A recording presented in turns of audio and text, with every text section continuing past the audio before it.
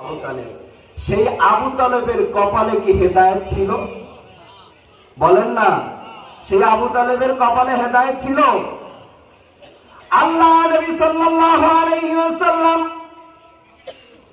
আবু তালেব যখন মৃত্যু শয্যায় শায়িত, আল্লাহর হাবিব মাথার কাছে বসলেন। মাথার কাছে বসে তার প্রাণ প্রিয় চাচাকে বললেন, চাচা,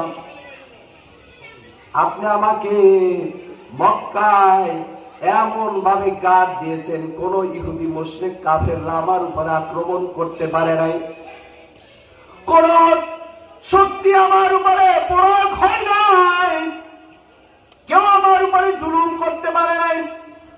ও চাচা, আল্লাহ রাব্বুল আলামিন আমাকে সত্য দিন সহ নবী হিসেবে দুনিয়ায় প্রেরণ করেছেন।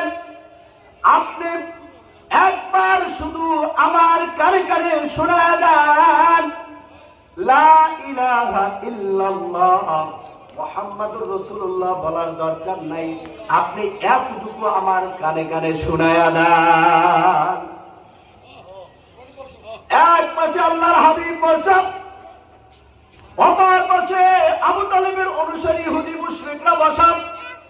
ওদের দিকে তাকাইয়া ওদের চোখে চোখ রেখে ওই বাপ দাদার মূর্তির কথা মনে পড়েছে, এই জন্য আর কালেমা নসিব হয় না।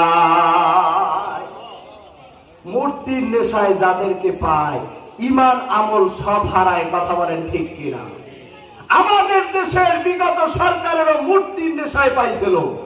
গরিব খাইতে পারে না, মানুষ চাউল পায় না, অভাবনাথন সন্তান বিক্রি করে সংসার চালায়, আর ওরা 400 কোটি টাকা দিয়া বিভিন্ন জায়গায় মরে মরে প্রতিষ্ঠানের সামনে ওরা মূর্তি বানায় ওর বাবার। কথা বলেন ঠিক কিনা? বানায় নাই? কত কোটি মুখে আমায় 400 কোটি। কত কোটি? 400 কোটি টাকা খরচ করেছে। আর বিভিন্ন ঢাকা শহরে গিয়ে দেখেন, এখনো বিভিন্ন মার্কেটের সামনে বিভিন্ন রাস্তায় এখনো কম্বল গায়ে দিয়া ঘুমাইতে পারে না এমন গরিব ঢাকা আছে। যান দেখেন। কথা বলেন ঠিক কিনা? তুমি সরকার প্রধান ছিল, তোমার কি দায়িত্ব ছিল না ওই গরিবের খবর নেওয়ার? কথা বলেন। খবর নেবে কি? ওরা সরকারি টাকা খাইয়া খাইয়া উন্নয়নের নামে তারপরে বাজেট করে করে কিছু টাকা ওই যে বেগম পাড়ায় বাড়ি করেছে আর পেট ভারী করছে। আমাদের বৃহত্তর বরিশালে একজন মন্ত্রী আছে যার পেট মনে হয় যে 8 জনের পেট মিলাইলে হবে, এবং তিনি নতুন টাকা ছাড়া কারো কাছ থেকে ঘুষ নিতেন না, এবং উপহার নিতে সোনার নৌকা। আমাদের খুব পরিচিত একজন ব্যক্তি, যিনি ঘুমাইতেন টাকার জাজিমে। আর আমরা তো ওই যে ভালো করে একটা চাদরেও ঘুমাইতে পারি না, অথচ দেখবেন ওই সব জালেম নেতারাই বলে হুজুররা দেশটারে শেষ করছে। কি বলে না? বলে কিনা যে হুজুররা দেশটারে শেষ করছে। হুজুররা কি খায়? হুজুররা খায় কি? ও খাইয়া কথা বলতে কষ্ট হয়। আমাদের জন্য এত খাওয়ান, কিন্তু আমরা তো খাইতে পারি না। আল্লাহ আমাদের ব্যবস্থা করেছেন, অথচ ওরা বলে যে হুজুররা খাইয়া শেষ করে। কথা বলেন ঠিক কিনা? হুজুররা কদ্দুর খায়? হুজুররা খায় কদ্দুর? আপনারা যে দেশটা খাইয়া শেষ করছেন সেটা আন্দাজ নাই। তো আবু তালেবের মূর্তির নেশা ছিল। পূর্বের ধর্মে মূর্তি পূজা করা। পূর্বের ধর্মের কি ছিল?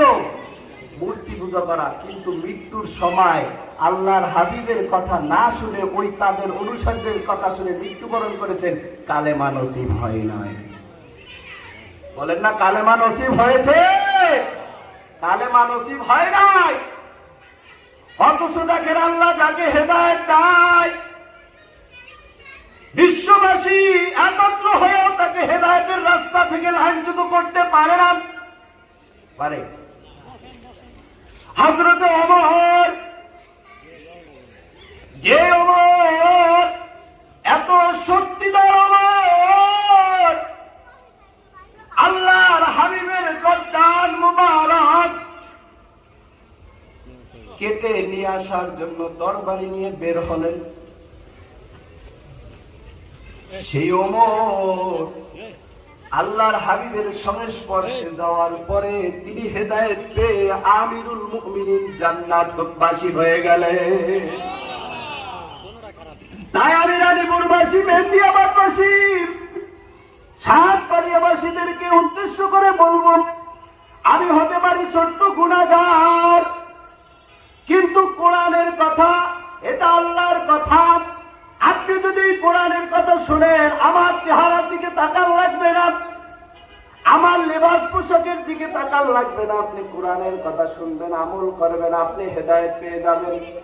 কিন্তু আমাদের মধ্যে একটা রোগ হয়ে দাঁড়াইছে, হিংসার রোগ এবং অ্যালার্জির রোগ। অমুকে আসলে অমুকের জায়গায় যাওয়া যাবে না। আমি তাদেরকে উদ্দেশ্য করে বলবো, ও ভাই, তুমি আলেমের সাথে বিরোধিতা করো, যাওয়া যাবে না। তুমি মনে করো অমুক আলেম আসলে ওখানে যাওয়া যাবে না, তুমি আলেমের সাথে বিরোধিতা করো নাই, তুমি করেছো সরাসরি কোরআনের সাথে বিরোধিতা, তুমি করেছো আল্লাহ হাবিবের আদর্শের কথার সাথে বিরোধিতা। কথা বলেন ঠিক কিনা?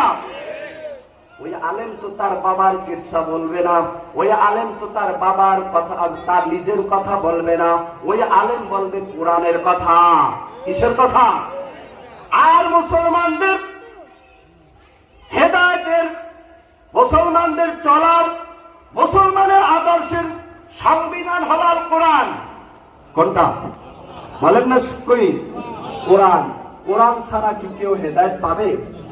এই কোরআনের মধ্যে ব্যক্তিগত জীবন, সামাজিক জীবন, পারিবারিক জীবন, রাজনৈতিক জীবন, রাষ্ট্রীয় জীবন, সব কিছুই কোরআনের মধ্যে আছে। বলে সুবহানাল্লাহ। তাহলে আপনি কোরআন ধরবেন না, কারে ধরবেন? ধরবেন কারে?